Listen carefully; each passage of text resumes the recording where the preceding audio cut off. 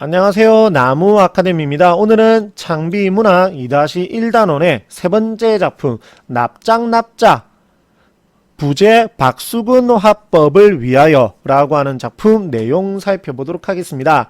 글의 갈래가 시이기 때문에 당연히 여기 있는 1번과 3번이 무조건 출제가 된다라고 보시면 됩니다. 즉 시어 시구의 의미를 확인하는 문제 보여드릴게요. 실제 모습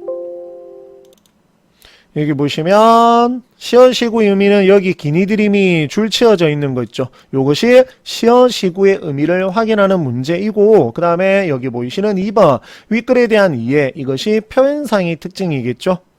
그리고 난 다음에 아까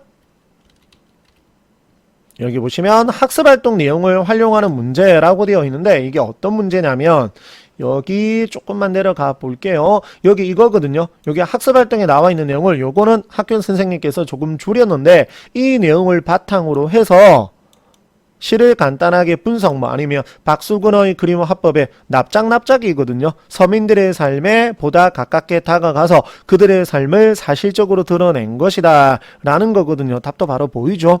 자, 이러한 문제가 자주 출제가 되는데, 그러면 일단은 표현상의 특징을 정확하게 파악을 하고, 그리고 시어시구의 의미도 정확하게 파악하고 있으셔야 됩니다. 한 줄 한 줄 천천히 분석해 보도록 하겠습니다. 드문드문 세상을 끊어내요.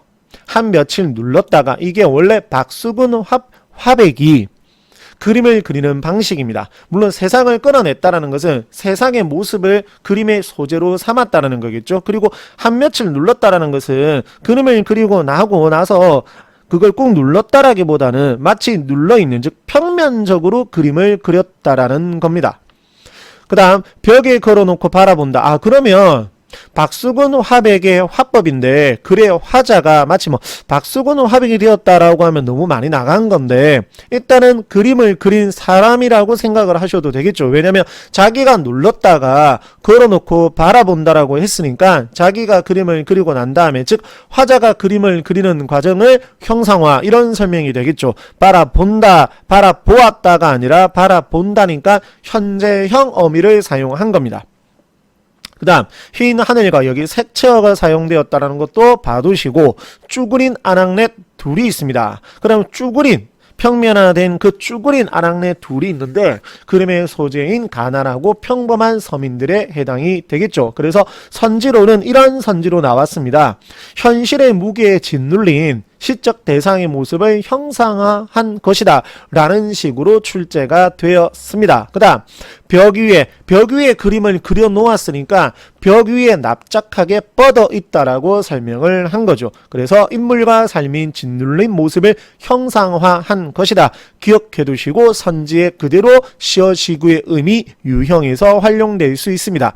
가끔 심심하면 여편네와 아이들 마찬가지죠. 여기 나왔던 쭈그린 아낙네 둘과 똑같습니다. 여편네와 아이들도 한 며칠 눌렀다가 벽에다가 붙여놓고, 똑같죠? 벽에 붙여놓고 걸어놓고 바라본다, 똑같죠? 그 다음 엄청 중요한 부분, 하느님 보시기 어떻습니까? 라고 했습니다. 즉 서민들의 고달픈 삶에 대한 서리적인 질문으로서 현실 비판, 즉 우리 서민들이 너무나 힘들게 살아가는 현실을 비판한 것입니다.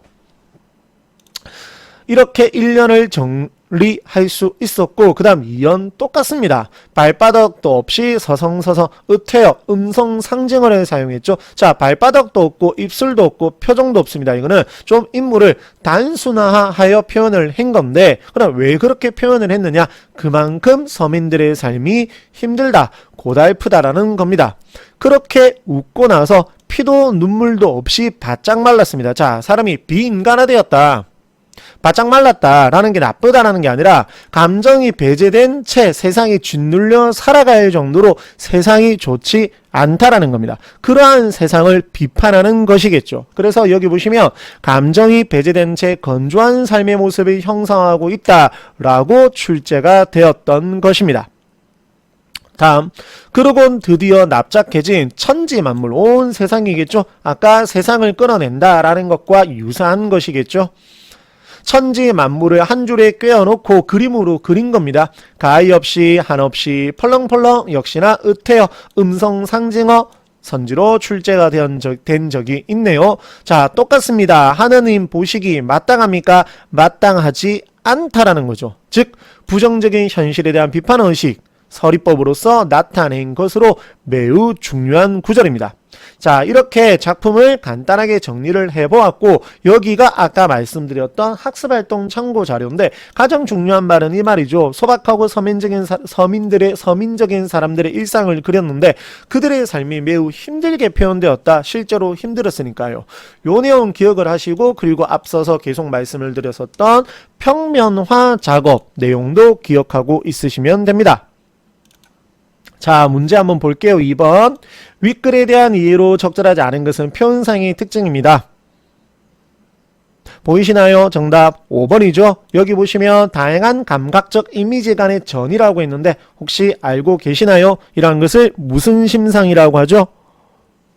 공감각적 심상이라고 합니다. 예를 들어서 푸른 종소리라고 하면 종소리는 푸르다, 빨갛다, 노랗다, 하얗다 없지 않습니까? 근데 마치 그런 것처럼 나타내었으니까 이것을 공감각적 심상이라고 합니다. 그러나 이 작품에서는 그러한 공감각적 심상은 확인할 수가 없었죠.